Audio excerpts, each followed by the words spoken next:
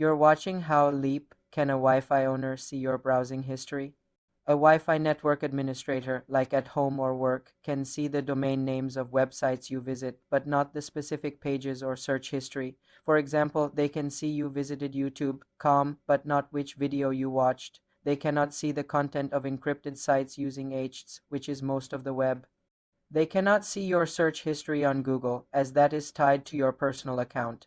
However, on public Wi-Fi, always use a VPN to encrypt all your traffic and hide even the domain names from the network owner. This protects your privacy. For more simple computer tutorials, subscribe to the channel.